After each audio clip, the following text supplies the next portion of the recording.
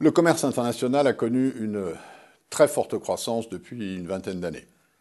Le paysage des échanges mondiaux a été profondément remodelé par des avancées technologiques et par de nouveaux acteurs, et notamment ce qu'on appelle les pays émergents. Les processus de production sont de plus en plus fragmentés entre les entreprises, les pays, et on parle désormais de commerce des tâches.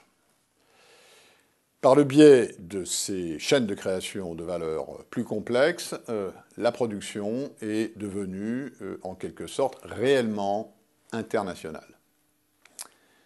La nature du commerce international a donc changé, mais les statistiques du commerce, elles, n'ont pas changé.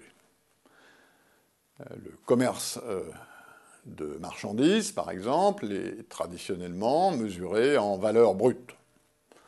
À chaque fois qu'un bien traverse une frontière, la valeur totale de ce bien est assignée à un seul exportateur, à un seul pays d'origine.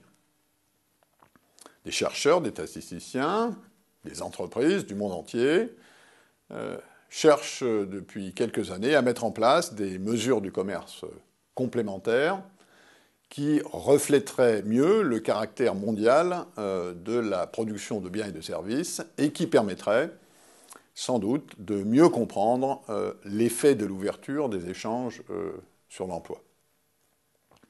Avec cette initiative Made in the World, l'Organisation mondiale du commerce souhaite offrir un forum d'échange commun à toutes celles et à tous ceux qui travaillent sur la mesure des flux commerciaux et sur les effets de ces chaînes de production mondiale.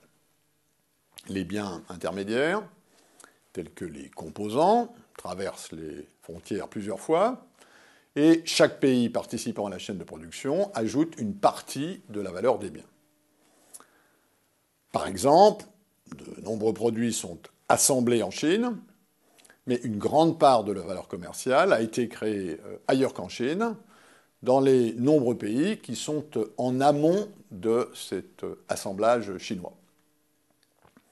Les étiquettes Made in Germany, Made in Singapore, Made in Mexico sont donc susceptibles de donner une image faussée de la réalité d'aujourd'hui. On devrait plutôt parler de Made in the World, c'est-à-dire, en quelque sorte, fabriqué dans le monde entier. Et c'est pour cela que l'initiative de l'OMC a été nommée ainsi. Nous voulons mieux connaître la valeur ajoutée par chaque pays dans le processus de production des biens finaux. Et le site internet Made in the World offre donc un forum de discussion, des liens vers des événements, des articles, des organisations, des institutions qui travaillent sur cette question de la mesure du commerce international en valeur ajoutée, qui travaillent aussi sur l'étude des chaînes de production mondiale, qui travaillent sur leurs effets, sur le commerce. La participation active des utilisateurs du site est la bienvenue.